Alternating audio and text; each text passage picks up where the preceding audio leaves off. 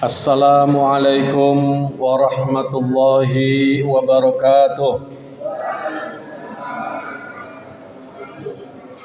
Alhamdulillahilladzi hadana lihada wa ma kunna linahtadiya laula an hadanallah.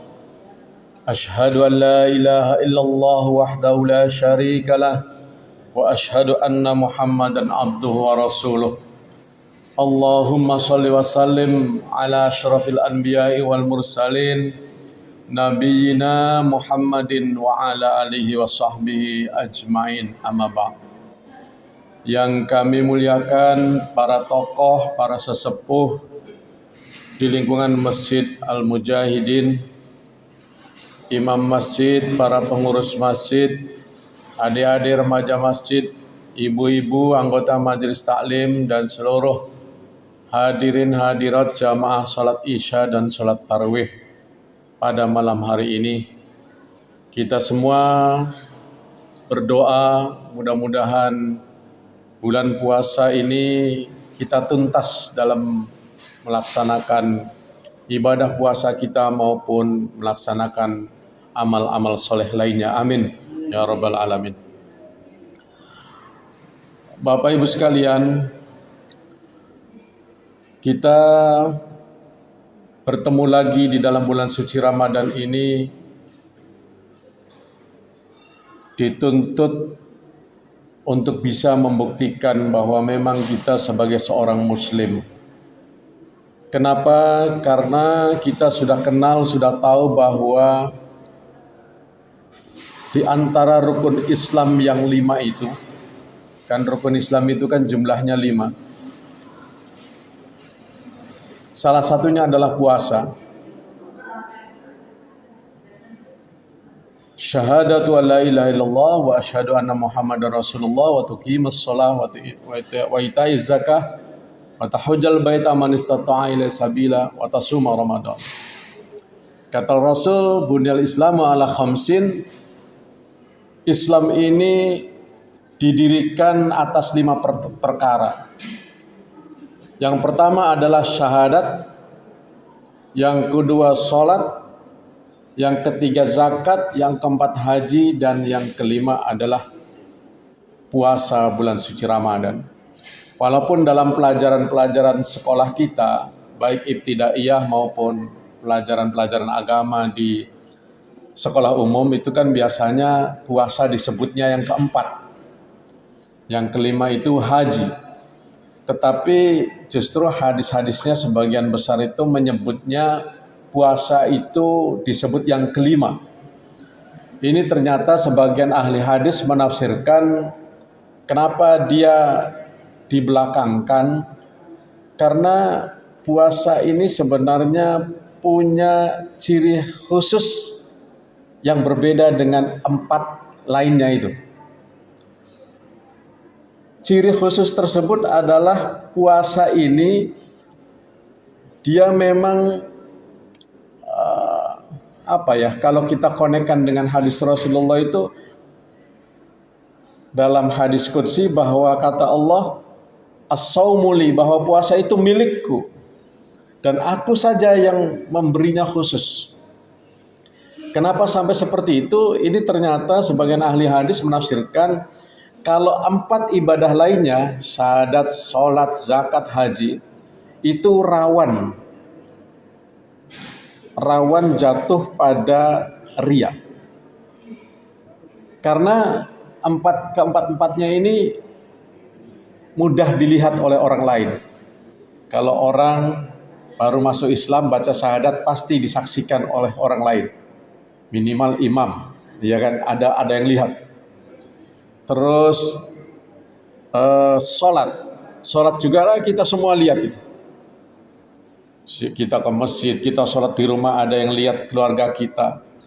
Kemudian zakat, minimal yang kita beri ada. Kalaupun kita menyetor di basis badan ambil zakat, dicatat. Haji apalagi? Haji malah kalau di kampung-kampung itu diarak-arak. Orang satu kampung dikumpulkan, mau apa? Mau pergi haji. Nah, jadi kalau syahadat dilihat oleh orang lain, sholat dan seterusnya, Ini Bapak Ibu, ketika puasa lain dia puasa. Ibu sedang puasa, ngaku tidak puasa, tidak ada yang tahu itu. Begitu juga sebaliknya. Kita tidak puasa ya, ngaku puasa. Atau lagi puasa, ngakunya tidak puasa. Tidak ada yang tahu. Tapi Allah pasti tahu, kan begitu. Jadi Allah pasti tahu. Maka itu puasa itu benar-benar langsung dengan Allah. Langsung dengan Allah.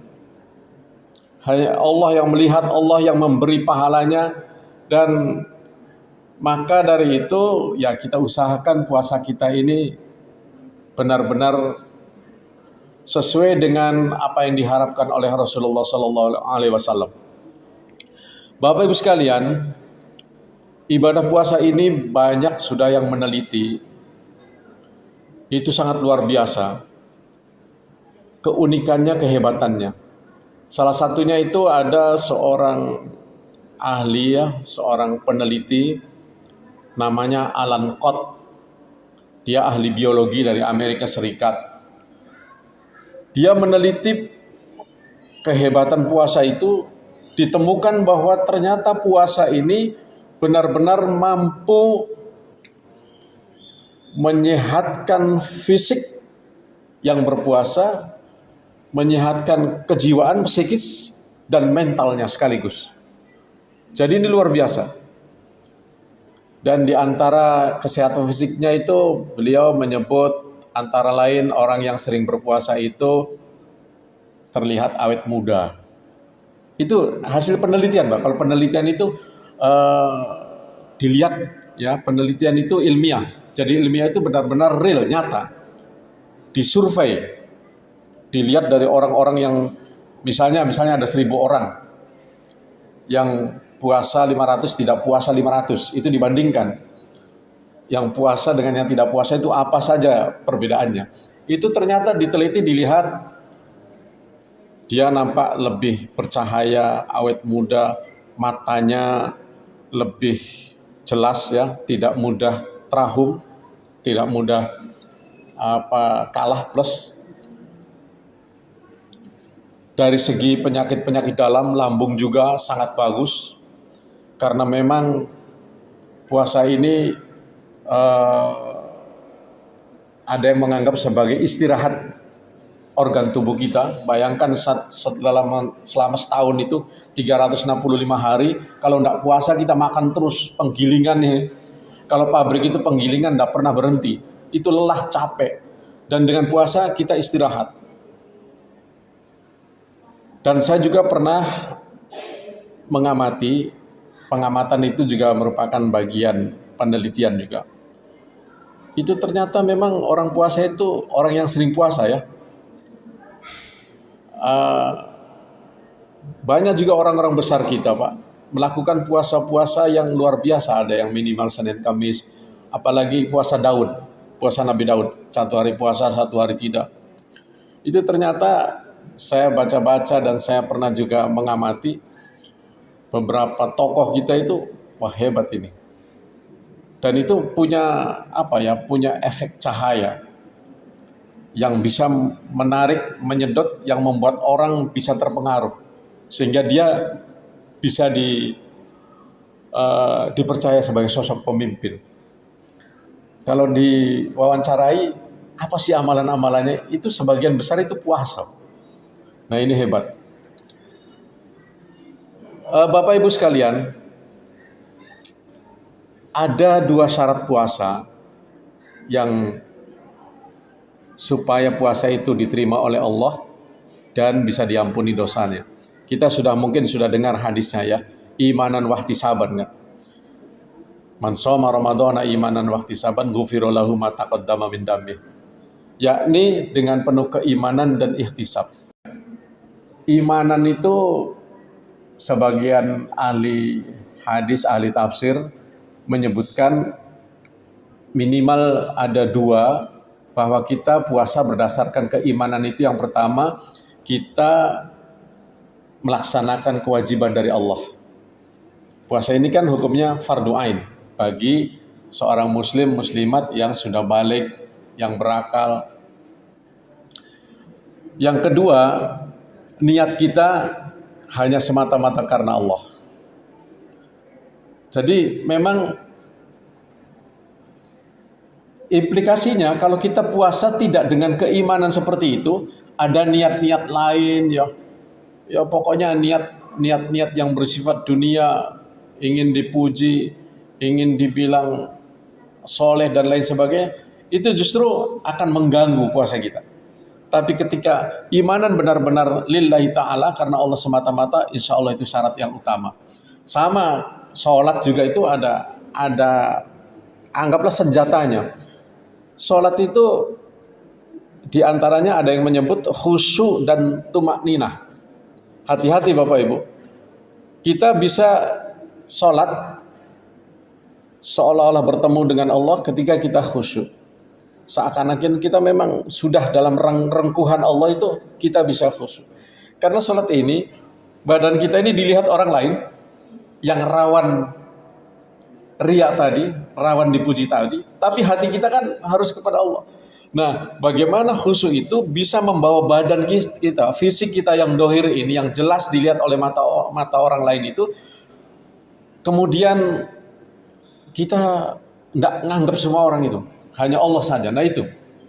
Dan tumakninah itu hati-hati Bapak Ibu, saya kadang masih sering melihat ini, biasanya sholat sunnah Pak, kadang-kadang kita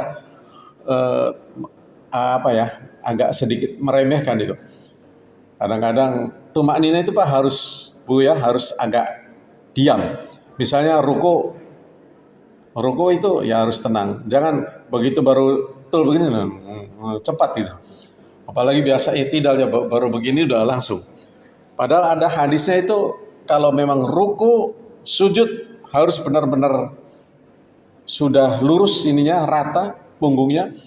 Kemudian juga kalau i'tidal itu harus tenang, diam dan tegak. Jadi jangan sampai baru begini. Nah itu. Sama puasa juga. Iman itu. Kedua ihtisaban. Ihtisaban ini banyak yang menafsirkan bahwa kita mengharap ridha Allah semata-mata.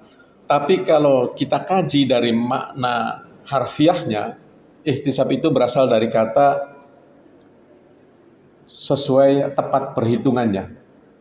Tidak bisa sembarangan, tidak bisa semau-maunya sendiri. Karena ini mohon maaf, pernah saya dapatkan di kota Kendari ini, ada orang yang ngaku kesiangan subuhnya Pak. Subuhnya kesiangan jam 6 lebih. Terus dia tidak sholat subuh dulu, dia makan. Habis itu sholat. Terus dibilang, kamu puasa? Ya kau sahur juga sahur tadi katanya. Loh kenapa sahurnya jam 6? Saya tidak tahu ini. Hati-hati, mungkin ada gurunya kira-kira yang mengajar.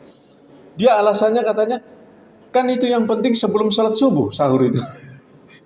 Jadi dia menafsirkannya seenaknya sendiri. Yang penting ya dirinya itu belum sholat subuh, sahur, kemudian sholat subuh, dan bisa puasa. Bukan begitu. Maksudnya sebelum sholat subuh itu sebelum waktu subuh. Bukan sebelum kita sholat subuh. Nah ini hati-hati. Karena ini benar-benar kayaknya ada yang ngajarkan seperti itu. Nah, makanya ihtisaban itu tepat waktunya imsak sampai maghrib. Dan saya katakan dua syarat ini Bapak Ibu bisa untuk bekal kita, apalagi adik-adik, anak-anak kita kalau pengen sukses cita-citanya. Yang pertama, imanan itu lambang keyakinan. Kalau kita ingin melangkah menempuh cita-cita kita, tempuhlah kalau memang itu sudah yakin. Yang kedua, sesuai dengan kemampuan, perhitungannya, ya kalau misalnya mau jadi tentara giginya sudah ompong semua di depan kan tidak mungkin gitu, karena ada syaratnya, fisiknya harus kuat, ya, terus matanya belum minus. Itu makanya kalau mau jadi tentara harus persiapkan. Oh iya, kalau jadi tentara tanya dulu syaratnya apa. Fisik misalnya harus tinggi, diusahakan bisa tinggi. Kemudian ya olahraga, mata dijaga. Jangan banyak main HP kan begitu. Nanti kalau rusak, trahum nggak bisa. Gigi juga dirawat. Kalau ompong nggak diterima. Nah, itu namanya ikhtisaban, penuh perhitungan. Begitu juga cita-cita lain yang ingin kita tempuh. Kalau menggunakan dua syarat ini, insya Allah kita bisa dapatkan.